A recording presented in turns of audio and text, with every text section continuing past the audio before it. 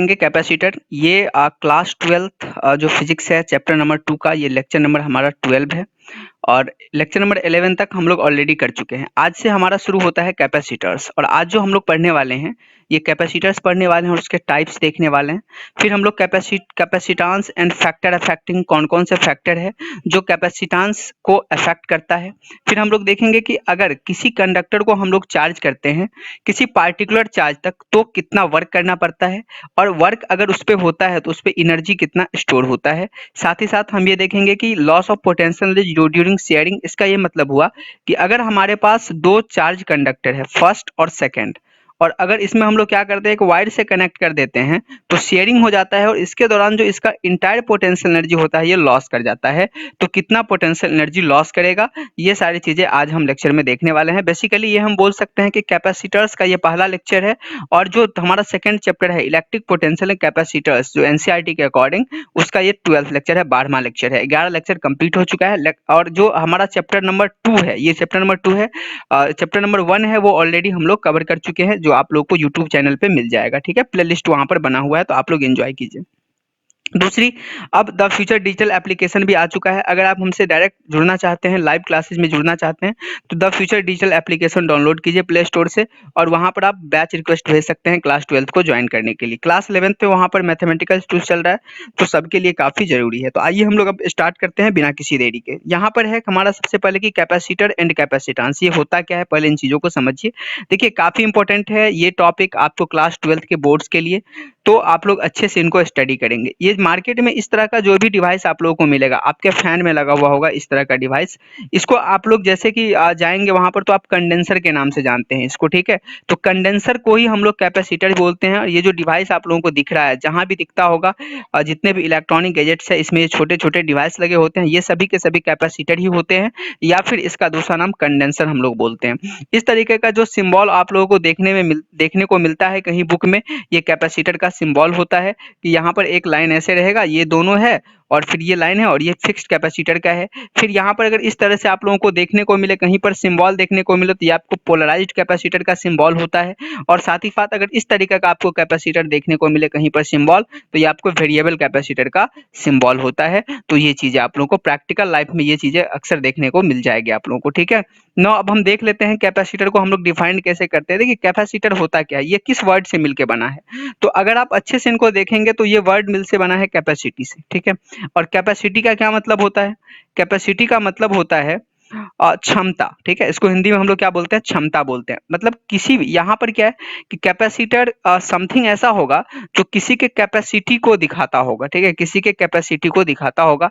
तो यहाँ पर कैपेसिटर क्या करता है तो चार्ज स्टोरेज की कैपेसिटी को दिखाता है।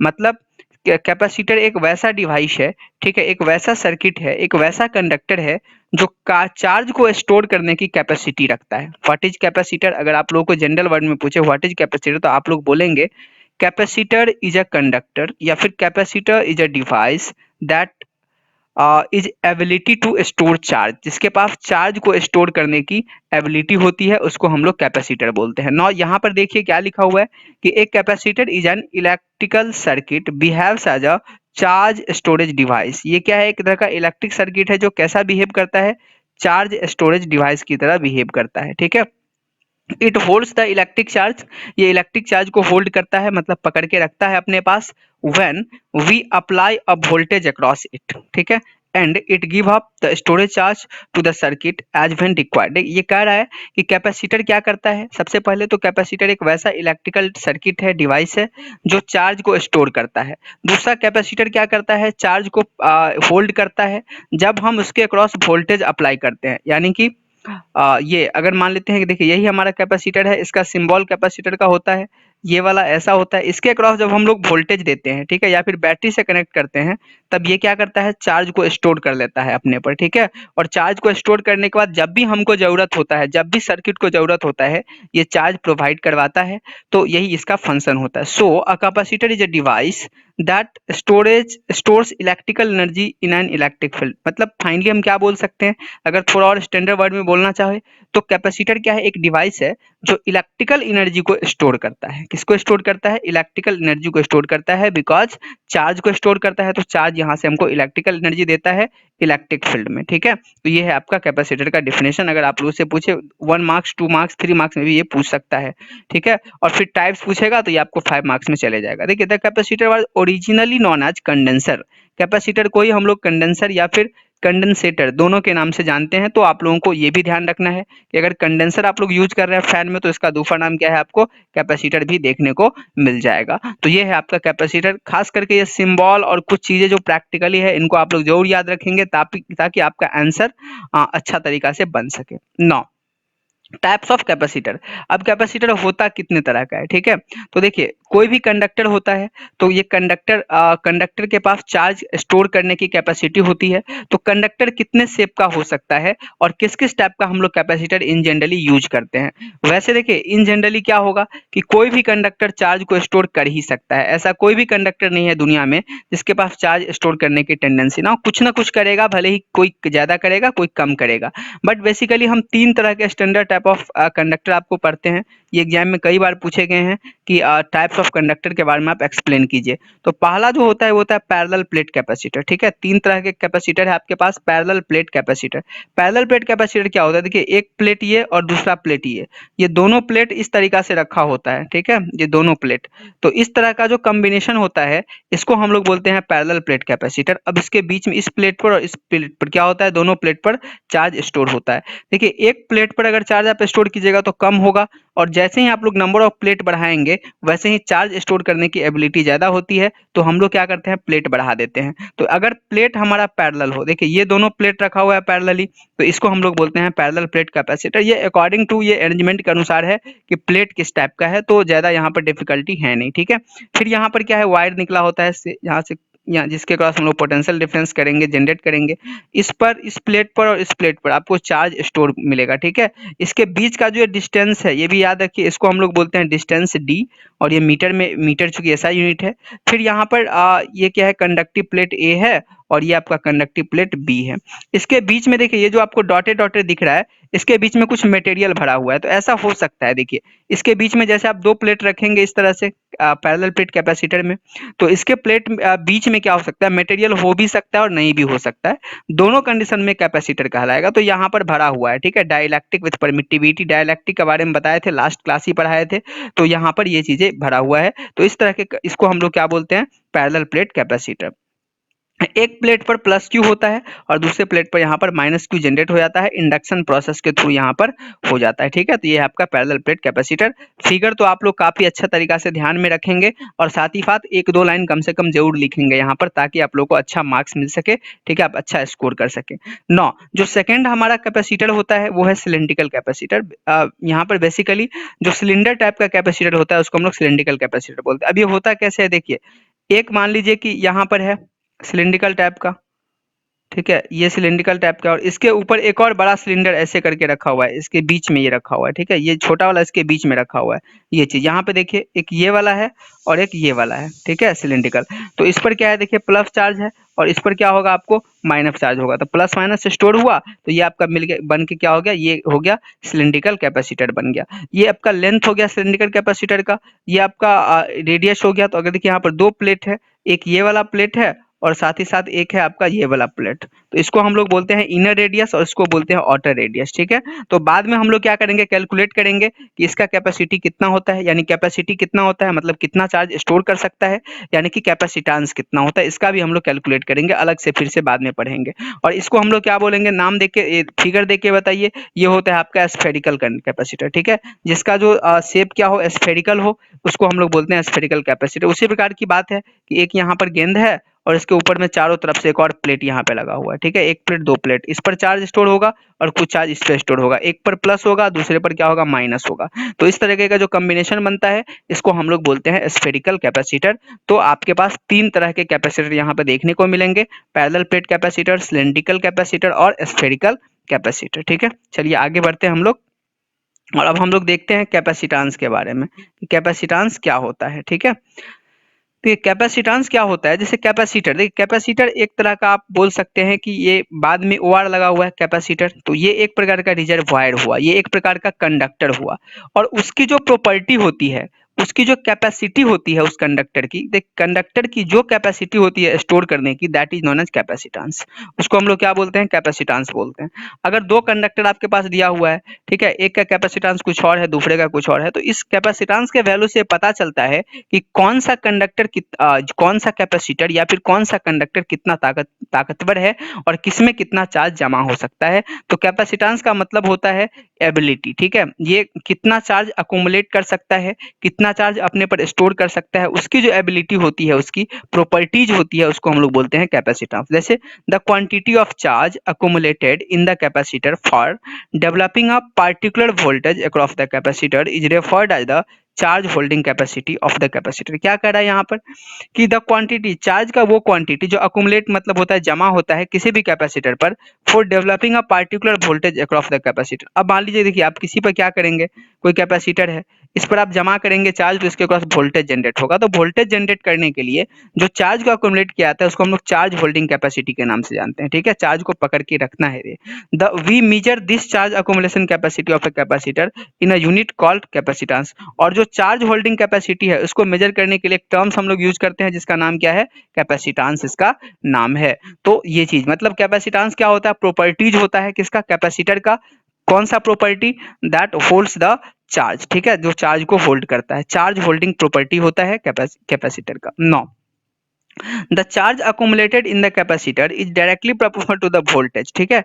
मान देखिए क्या कह रहा है कि जो चार्ज डेवलप होता है किसी कैपेसिटर पर वो डायरेक्टली प्रोपोर्शनल होता है वोल्टेज के। अब यहाँ पर ये क्या आ गया, तो सर देखिए यहाँ पर क्या है कि मान लेते हैं एक कैपेसिटी कंडक्टर है आपके पास, ठीक है, यही कंडक्टर है, इसके पास चार्ज होल्ड करने की कैपेसिटी है। तो चार्ज कैसे होल्ड करेगा, जब तक आप इस पर वोल्टेज नहीं देंगे तब तक चार्ज स्टोर होगा ही नहीं। तो आप लोग वोल्टेज मान लीजिए वी देते हैं, तो वी देते हैं तो कितना चार्ज डेवलप होगा, मान लीजिए शुरू में क्या करते हैं 10 वोल्ट दिए तो कुछ चार्ज आया, 20 वोल्ट दिए तब कुछ चार्ज आया, जैसे जैसे वोल्टेज बढ़ा रहे तो चार्ज कैसे बढ़ेगा। तो ये देखिए एक्सपेरिमेंटली एक देखा गया कि जो चार्ज जो बढ़ता है ये वी के डायरेक्टली प्रोपोर्शनल होता है। मतलब अगर डबल से हम वोल्टेज बढ़ा देंगे तो चार्ज भी डबल हो जाएगा, अगर इसको 3 टाइम्स बढ़ा देंगे तो चार्ज भी क्या हो जाएगा आपका 3 टाइम्स से बढ़ जाएगा। तो इस तरीका से ये देखने को मिलता है। तो हम देखते हैं आगे फिर इसका मैथमेटिकल फॉर्मूला यहाँ पर क्या बनता है, ठीक है, कैपेसिटेंस का।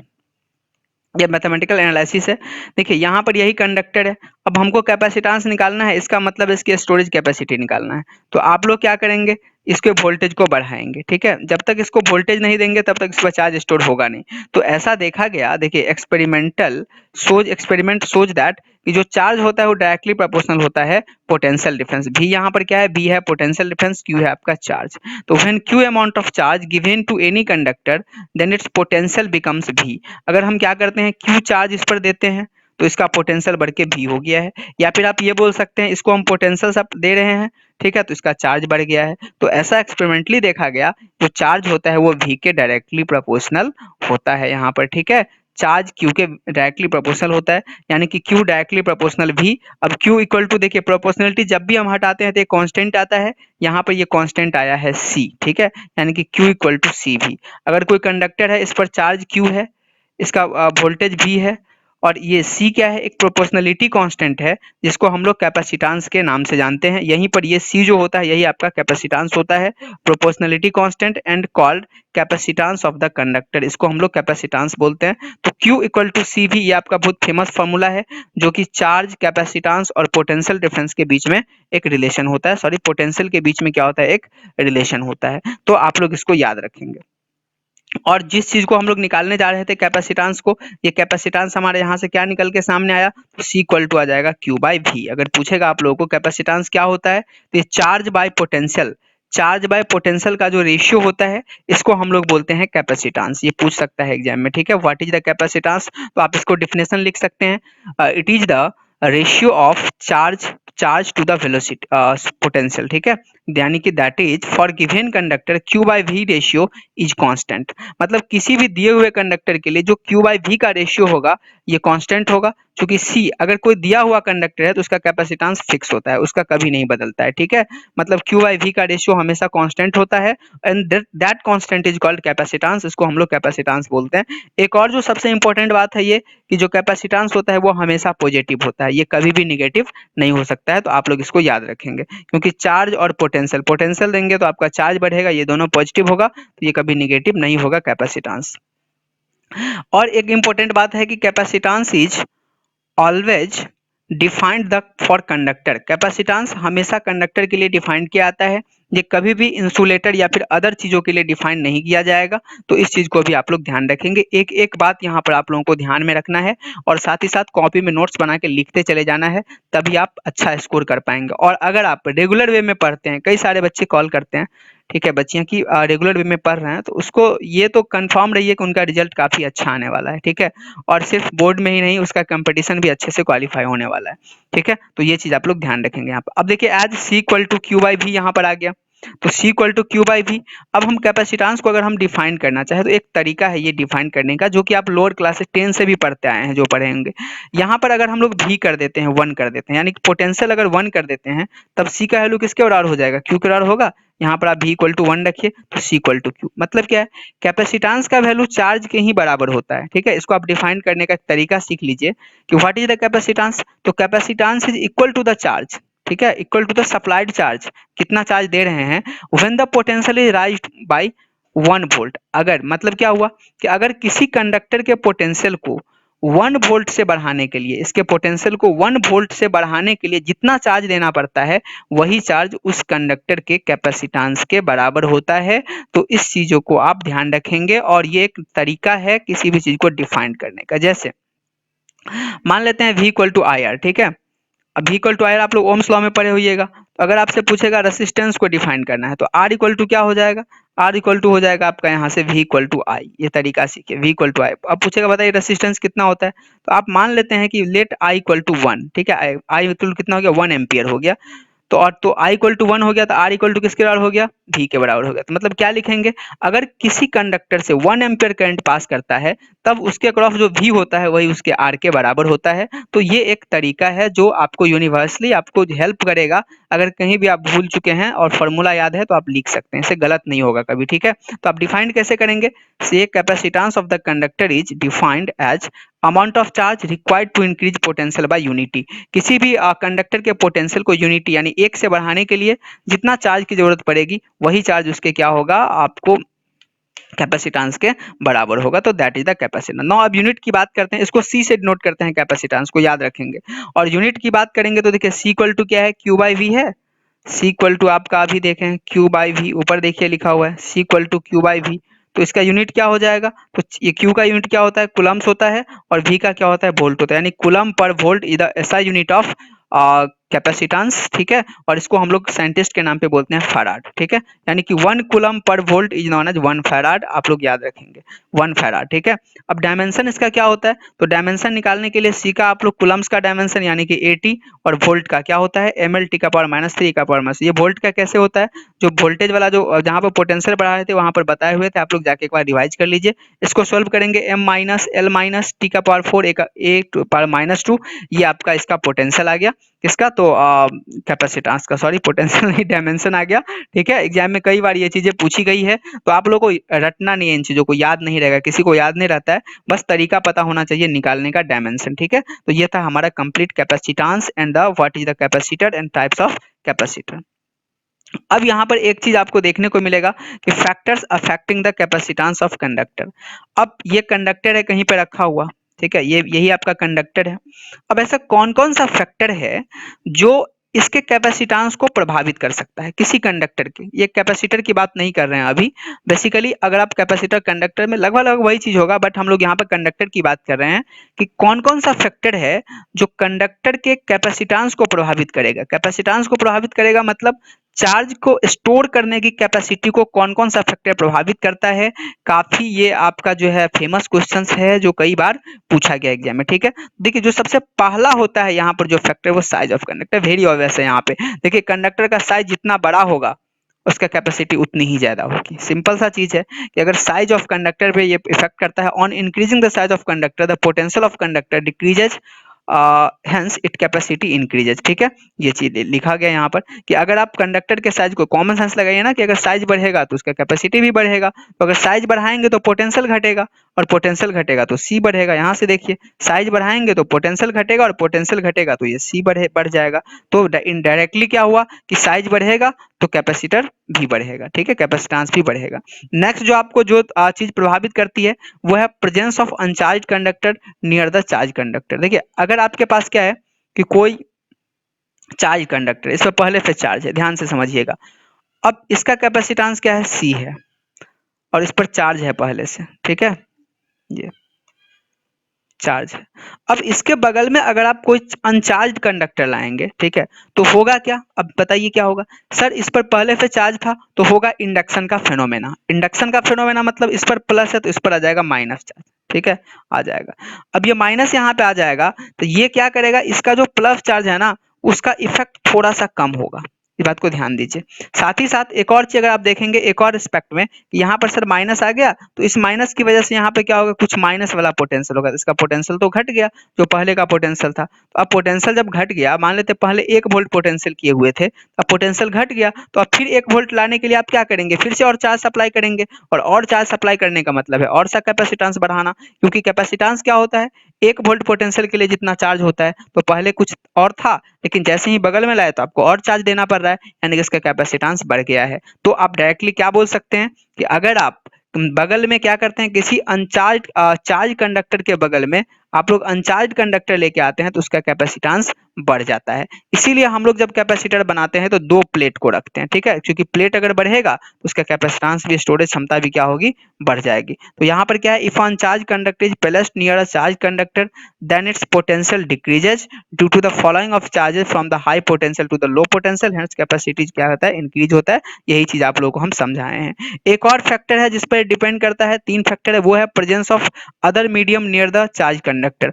आप लोग क्या करेंगे, मान लेते हैं कोई यहाँ पे कंडक्टर है और उसके अगल बगल एयर प्रेजेंट है, अगर इसके बगल में कोई दूसरा मीडियम हो तब भी उसका क्या होता है कि जो कैपेसिटेंस है वो प्रभावित हो जाता है। वेरी ऑब्वियस है कि देखिए अगर बगल अगर आपका मीडियम रहेगा तो इस मीडियम का क्या होगा, इस चार्ज पर प्रभाव पड़ेगा ही, जो चार्ज पर प्रभाव पड़ेगा मीडियम का तो उसका कैपेसिटेंस भी प्रभावित हो जाएगा। लेट्स सी यहाँ पर क्या लिखा हुआ है, if a electric medium is present near a charge conductor then the potential of charge conductor decreases, hence it capacitance increases by a factor k। मतलब क्या है कि अगर आप क्या अगल बगल में कोई दूसरा मीडियम ला देते हैं तो मीडियम लाने के बाद क्या होता है कि इसका कैपेसिटेंस बढ़ जाता है। तो तीनों कंडीशन में इसका कैपेसिटेंस क्या होता है, बढ़ जाता है। यहाँ पर कितना फैक्टर से बढ़ता है, तो के फैक्टर से बढ़ता है।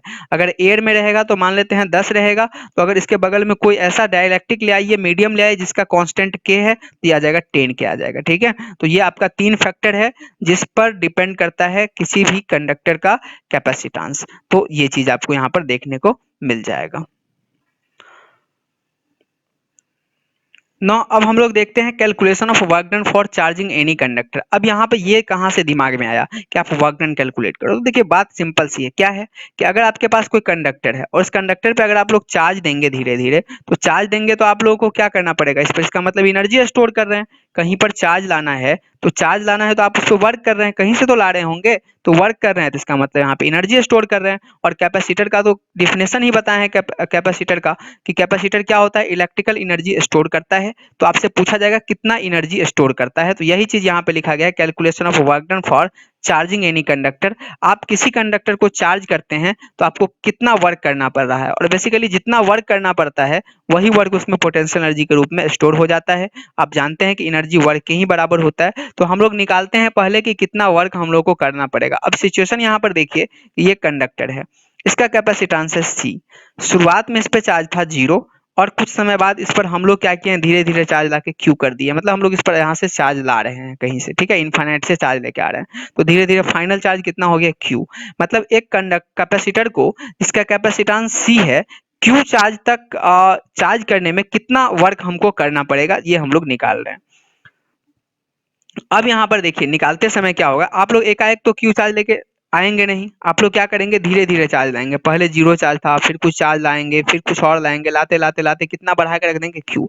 तो हम मान लेते हैं कि बीच में किसी टाइम टी पर, ठीक है, आप लाना शुरू करेंगे तो बीच में मान लिया कुछ टाइम हो रहा है, उस समय जो है इस पर चार्ज कितना है, स्मॉल क्यू है, धीरे धीरे स्मॉल क्यू है।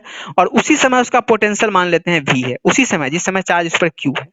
अब क्या कह रहे हैं, ये क्यू चार्ज है और यहाँ पर पोटेंशियल भी है। अब आप क्या कर रहे हैं कि उसी के प्रेजेंस में एक छोटा सा और चार्ज लेके आ रहे हैं, डी क्यू, जो कि इंटीग्रेशन का तरीका है, ठीक है, डी क्यू चार्ज लेके आ रहे हैं। अब बताइए कि डी क्यू चार्ज को कैरी करने में, work done to carry d Q charge को कैरी करने में कितना वर्क करना पड़ेगा। तो आप जानते हैं W इक्वल टू क्यू भी, मतलब क्यू यहाँ पर क्या है कि किस चार्ज को कैरी कर रहे हैं, तो आप डी क्यू चार्ज को कैरी कर रहे हैं। और भी क्या है, पोटेंशियल है, तो जब डी क्यू चार्ज को आप लाए हैं उसमें पोटेंशियल कितना है, उस समय है पोटेंशियल आपका भी, या ना भी, क्योंकि उस समय क्यू चार्ज प्रेजेंट है। ये छोटा सा चार्ज को लाने के लिए है। अगर आप पूरे चार्ज को लाना चाहते हैं तो टोटल वर्क डन निकाल लीजिए, मतलब इसको क्या करना है, आपको इंटीग्रेट करना है। बहुत सिंपल है ये, आप इसको इंटीग्रेट कर देंगे। अब बताइए यहाँ पर इंटीग्रेट अगर आप करेंगे तो कैसे करेंगे, तो W इक्वल टू देखिए डी क्यू, ये डी क्यू का, और भी देखिए वी भी एक्चुअली वेरिएबल है ना, क्योंकि जैसे जैसे चार्ज बढ़ेगा वैसे वैसे इसका पोटेंशियल भी बढ़ते चलेगा। तो वी भी वेरिएबल है और डी क्यू ये कह रहा है कि क्यू भी वेरिएबल है, क्योंकि डी के बगल में क्यू है। तो दो वेरिएबल एक साथ हम लोग यूज नहीं कर सकते इंटीग्रेशन में, ऐसा इंटीग्रेशन हम लोग को नहीं आता है। तो हम लोग क्या करेंगे, Q equal to C V formula होता है, अभी देखें, तो यहाँ से हम लोग वी के जगह पर रख देंगे क्या, क्यू बाई सी रख देंगे, वी के जगह पर रख देंगे क्यू बाई सी, तो यहाँ पे आ गया क्यू बाई सी। अब सी कांस्टेंट होता है, क्योंकि किसी दिए हुए कंडक्टर के लिए जो सी होता है वो कांस्टेंट होता है, इसीलिए आप सी को बाहर कर लीजिए 1/c, और क्या बच गया, q इंटू डी क्यू।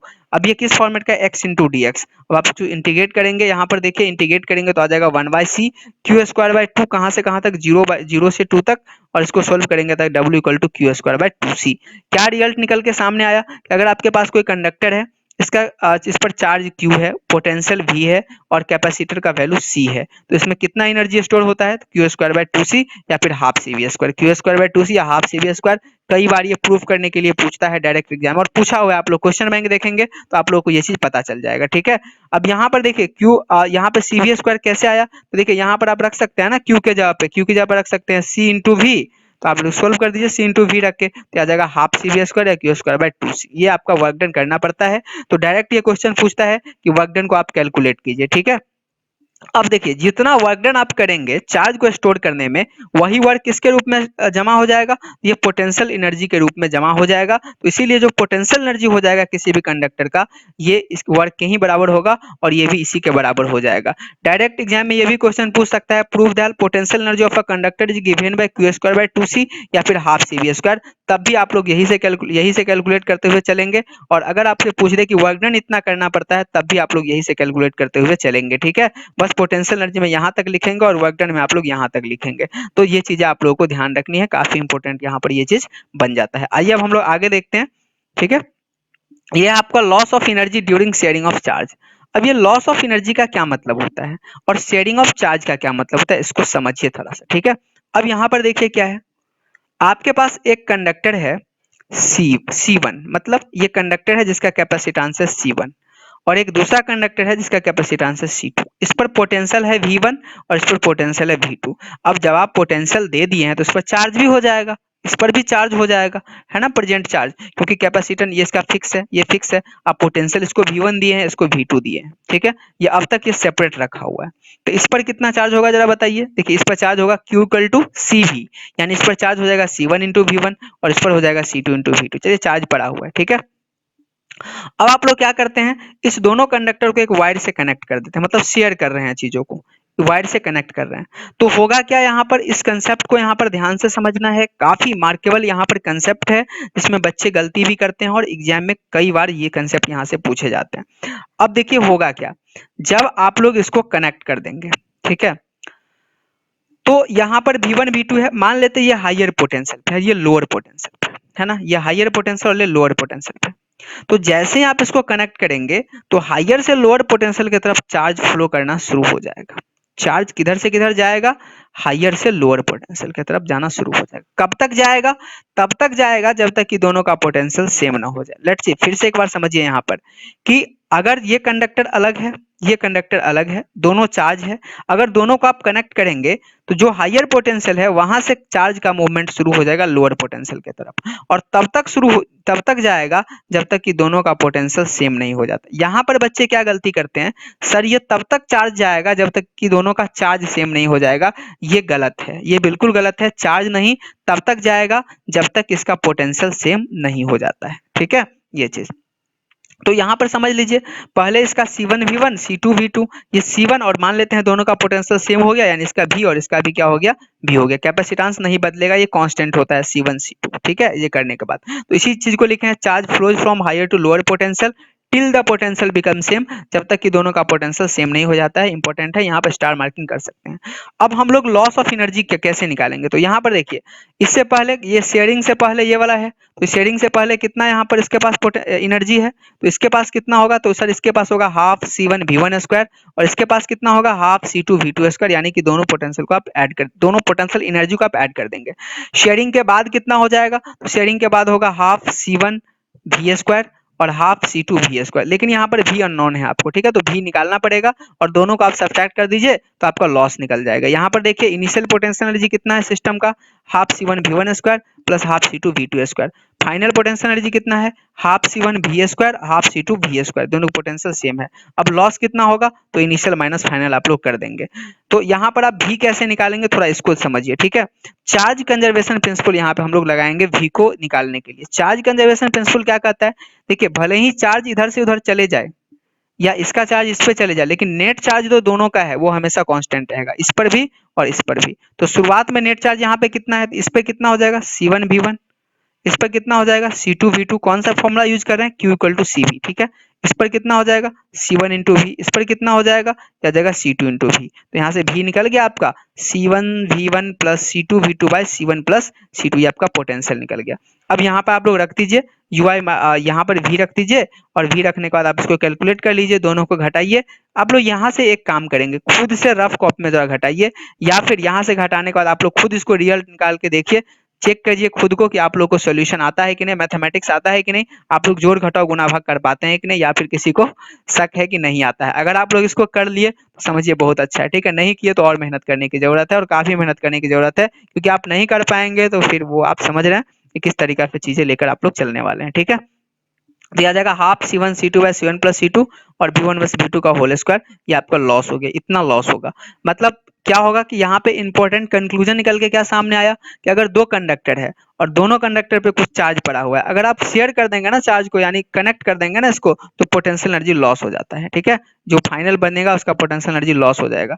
अब यहाँ पर एक सवाल बनता है कि सर जो लॉस होता है वो एनर्जी जाता कहाँ है, क्योंकि एनर्जी कंजर्वेशन तो होल्ड करता है। तो देखिए जो लॉस करता है ना एनर्जी, वो वेस्ट हो जाता है किसके फॉर्म में, हीट के फॉर्म में, और जो वायर है वो हॉटर हो जाता है। किस वायर की बात कर रहे हैं हम, इस वाले वायर की बात कर रहे हैं। ये जो वायर है वो थोड़ा सा गर्म हो जाएगा और इसमें हीट एनर्जी जनरेट हो जाएगा। यही हीट एनर्जी क्या होता है, जो लॉस होता है ना, वही हीट एनर्जी के रूप में जनरेट हो जाता है। तो कई बार ये भी क्वेश्चन यहाँ पे पूछा गया है। तो ये था आपका loss of energy during sharing of charge. तो ये आपका कंप्लीट आज का लेक्चर था। तो आप लोग अच्छे से इनको एंजॉय कीजिए। अगर आप लोगों को किसी भी तरह की डाउट आती है तो आप कमेंट करके बता सकते हैं, या फिर आप मुझे मैसेज भी कर सकते हैं। साथ ही साथ आप द फ्यूचर डिजिटल एप्लीकेशन पे वहाँ पर लाइव भी आ सकते हैं और हमसे सवाल पूछ सकते हैं। चलिए आज के लिए इतना ही, बने रहिए हमारे साथ, अच्छे से पढ़ाई किया कीजिए, अपनी फैमिली और सेहत का ध्यान रखिए। Thank you.